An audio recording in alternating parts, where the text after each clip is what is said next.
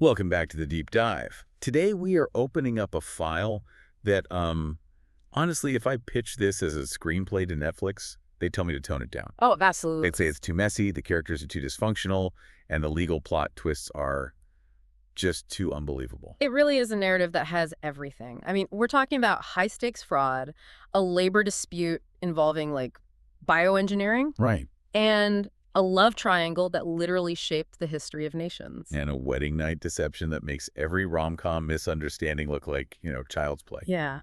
We are, of course, talking about the saga of Jacob, Rachel, and Leah. Mm-hmm. Now, I grew up with a Sunday school version of this. The guy works hard for the girl he loves. Yeah. But looking at the stack of sources we have today, Yeah. that is the flannel graph version. The reality is gritty. It is. And to get to that reality, we're using a pretty diverse stack of sources. We've got narrative analysis from sermons by Pastor Paul Rendell, some heavy-duty verse-by-verse commentary from Randy Duncan, And crucially, legal research from the Biblical Archaeology Society regarding ancient marriage contracts. and that legal stuff, I was skeptical when I saw it in the show notes, but it turns out you can't actually understand this love story without understanding ancient Mesopotamian contract law. Which sounds incredibly dry, I know. But I promise you, those legal details, they explain the why behind all the drama. Without them, you miss half the story. So the mission today is to decode the scam. We want to find out how the great deceiver got deceived.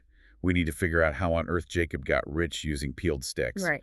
And we want to look at the unwanted wife, Leah, because the more I read, the more I felt like she's the actual protagonist here. I would agree with that. She's the character with the most profound arc. Okay, let's set the scene. Genesis 29, Jacob is on the run. Right. And context is key here. Jacob isn't on a gap year backpacking trip. He has just scammed his own father, Isaac, and his brother Esau out of the family inheritance. So Esau has basically put a hit out on him. Essentially, so Jacob flees east to Haran. So he's a fugitive with zero assets. He shows up at a well in the middle of the day. And this isn't just a bucket and rope situation.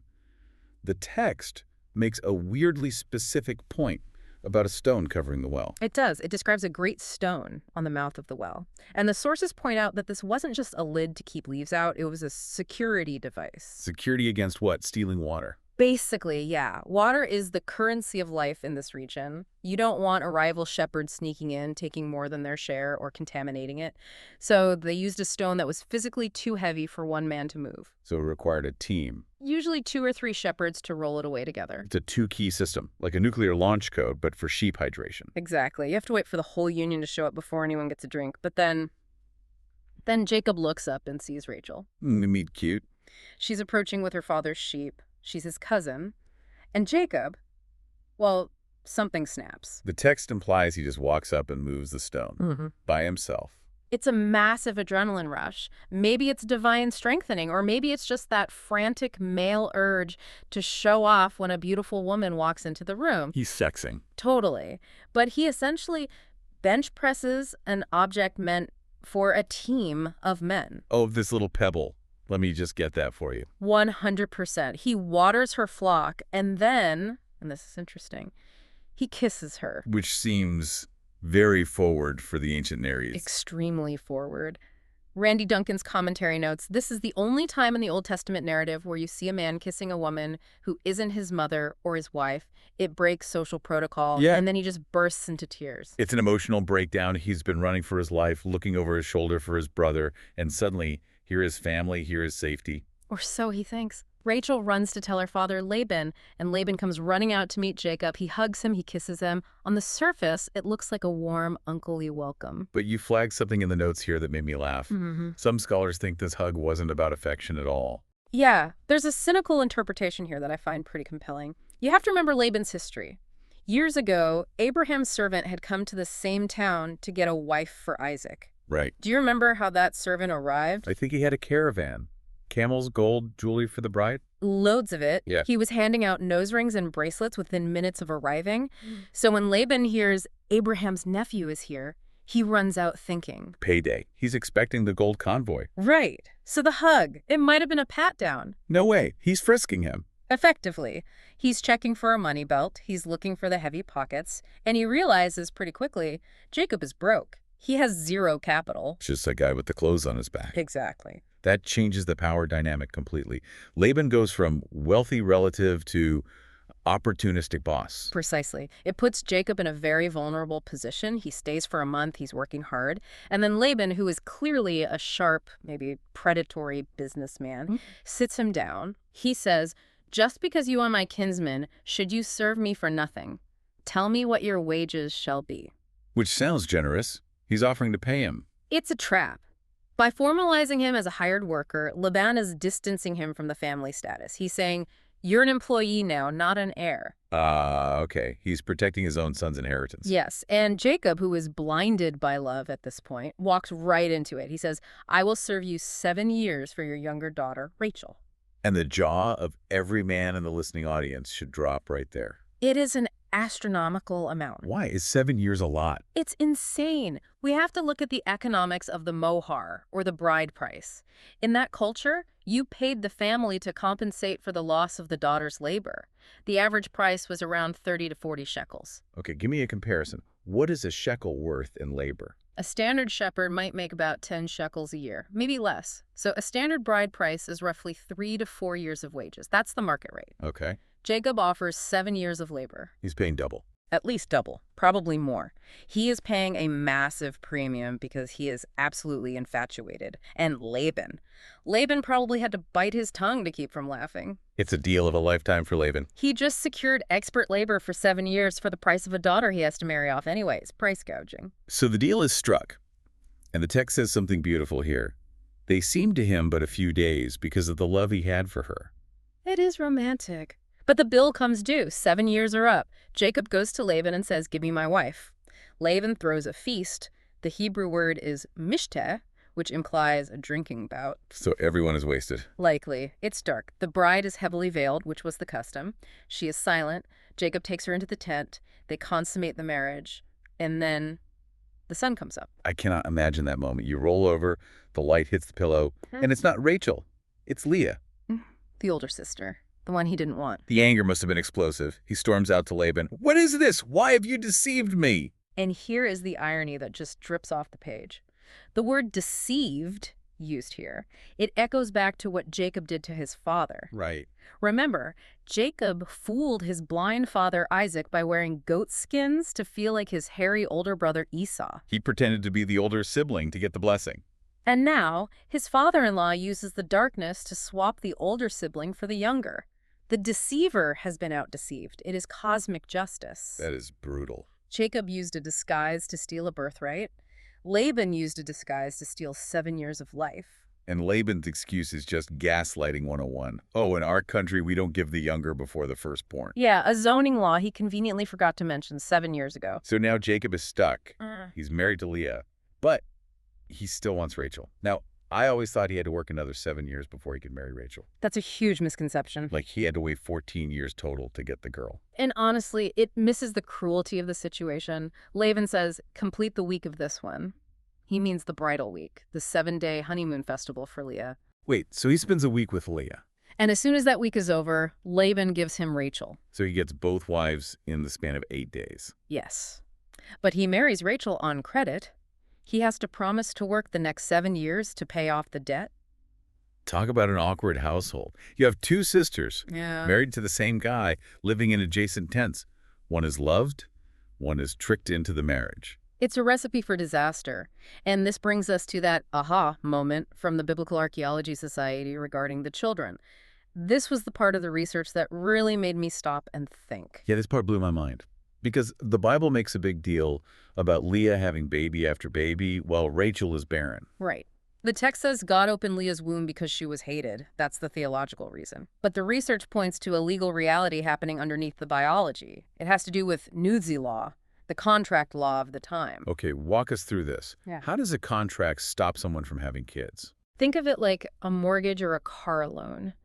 Jacob had already worked the first 7 years for Rachel, but Laban swapped in Leah. So logically, those first 7 years of payment... They got applied to Leah's account. Exactly. So Leah is paid off. In legal terms, the transaction for Leah is complete. She is a fully vested wife with full rights to produce heirs. Okay. But Rachel, Rachel was given on credit. Jacob hasn't done the work for her yet. He's working off her loan during those second 7 years. Yes. And under these ancient laws, if a marriage price isn't fully paid, the status of the wife is tenuous. A child born before the debt is settled might not have full inheritance rights. So if she had a kid during that debt period, the kid might be legally illegitimate. Potentially, yes. Or at least contested. And if you look at the timeline in the Bible, it is spooky. Rachel remains barren almost exactly until the second 7-year term is up. And Joseph is born when? Joseph is born right when Jacob goes to Laban and says, "Let me go to my own country." That signals the debt was cleared, the contract was fulfilled. That is fascinating. It's like the biological clock was synced to the payroll clock. It layers this legal reality right on top of the spiritual narrative. It suggests that God respected the legal constraint while also dealing with the emotional reality. Speaking of emotional reality, we have to talk about Leah. Because in all this legal wrangling and romance, she's the one getting crushed. She really is. The text describes her as having weak eyes. What does that even mean? Did she need glasses? It's contrasted with Rachel, who is described as beautiful in form and appearance. So weak eyes likely means she lacked sparkle. She wasn't striking. She was the plain one, the one nobody looked at twice. And she knows it. She knows her husband groaned when he woke up next to her. She knows she was the bait in a trap. She lives with that rejection every day, and you can see her trying to fix it through her children. This was the most heartbreaking part of the deep dive for me. The names she gives her sons. Right, because in the ancient world, you didn't just pick a name because it sounded cool. It was a statement. It was a billboard. Exactly. Her first son is Reuben. The name sounds like the Hebrew for see, a son, and her quote is, "Surely now my husband will love me." She's bargaining. I gave you a boy. You have to love me now. But he doesn't. Then comes the second son, Simeon. His name means hearing, and she says, "Because the Lord has heard that I am hated." Oof. She's not saying unloved anymore. She's using the word hated. She's facing the brutal reality. Then the third son, Levi. The name means joined or attached. She says, "Now this time my husband will be attached to me." It's desperation. She just wants him to feel connected to her. She wants to be seen. But with the fourth son, something shifts. This is the turning point of her life. She has a fourth boy. She names him Judah. Which means praise. And her statement this time I will praise the Lord. I noticed that she doesn't mention Jacob. No. For the first time, she stops looking to her husband for her identity. She stops begging for affection from a man who won't give it. She turns her face entirely to God. She finds her worth there. That is such a powerful progression. From begging for love to finding contentment in God. And the incredible irony here, history usually favors the victors, the beautiful ones, the Rachels. But look at the lineage. Jacob loved Rachel. He wanted Joseph. He doted on Joseph. He made him the coat of many colors. But who comes from Leah? Levi. The line of the priests. Moses and Aaron come from Levi. All the religious structure of Israel comes from the unloved wife. And Judah. The line of kings. King David, Solomon. And ultimately, in the New Testament, Jesus is called the Lion of the tribe of Judah. So the Messiah doesn't come from the fairy tale romance. He comes from the heartbreak. He comes from the unloved wife who learned to praise God in the middle of her pain. It's almost like God is saying, "I choose the one you rejected." That is. Yeah. That's heavy. It completely flips the script on what we think blessing looks like. It changes how you look at disappointment, doesn't it? Totally. But before we get too philosophical, we have to address the sheep. Because the story ends with this bizarre labor dispute that sounds like science fiction. Yeah, this part's wild. Jacob wants to leave. Laban says, "No, stay, I'll pay you." And Jacob proposes a new deal. He says, "I'll take the spotted and speckled sheep and goats. You keep the solid white ones." Now, I'm no shepherd, but biologically, most sheep in that region were white, right? Spotted was a recessive trait, a rarity. So Jacob is asking for the scraps. Right. It looks like a terrible deal for Jacob. He's asking for maybe 10% of the future flock. Laban agrees immediately. And then, because he is Laban, he cheats. Of course he does. That very day, he takes all the existing spotted animals and moves them 3 days' journey away. He removes the breeding stock. He wants to make sure Jacob gets zero. So Jacob is left with a flock of solid white sheep, hoping they randomly produce spotted babies.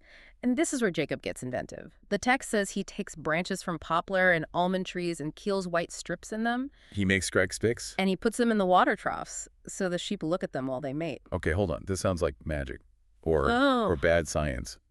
If you look at stripes, you have striped babies. Hmm. That's not how genetics works. It's not. If I look at a zebra while I'm pregnant, I don't have a striped baby. Right. It was an ancient folk belief called maternal impressions, the idea that visual stimulus during conception imprints on the fetus. Jacob, being a man of his time, thought this was how he could hack the system. So he's there peeling bark, thinking he's being a bioengineer. He thinks he's discovered a cheat code. And strangely, the flocks do start having spotted babies. Jacob gets filthy rich. No. Did the sticks work? Was he actually right? Well, if you stop reading there, it looks like it. It looks like sympathy magic. But later, in Genesis 31, Jacob explains a dream he had. He says the angel of God appeared to him and said, "Look up." Okay. And in the dream, the rams that were mating with the flock were already streaked and spotted. So God was manipulating the genetics behind the scenes. Exactly. While Jacob was messing around with sticks, thinking he was clever, God was doing the actual work. Jacob says Laban changed his wages 10 times. If Laban said, "Only the spotted are yours," God made the flock bear spotted. If Laban switched and said, "Only the streaked are yours," the flock bore streaked. So the sticks were just Jacob trying to have some control in a situation where he had none. It was his placebo button. He was pushing the button, but God was the one running the elevator. It's a reminder that God was protecting him from Laban's exploitation, despite Jacob's weird science. It really is a story of survival. You have a guy caught between a con man father-in-law, two rival wives, and he's just trying to get out alive. And he does. He leaves wealthy, but he leaves with a limp and a very complicated family history. It's not a clean getaway. So as we wrap this deep dive, Right. what's the takeaway? We've got legal loopholes, heartbreak, sheep genetics. It's a lot to process. For me, it comes back to the Leah lesson. We spend our whole lives chasing the Rachel, the dream job, the perfect spouse, the specific outcome we think will make us happy. Yeah. We are willing to work 7 years for it. And often we wake up and it's Leah. It's the disappointment. It's the thing we didn't order. It's the less than perfect reality. But the story tells us that the lineage of the king, the real blessing, the Messiah, was hidden in the Leah reality, not the Rachel fantasy. That's a good word. We want the fairy tale, but the substance is often in the struggle. The thing you were trying to avoid might be exactly where God is doing his best work.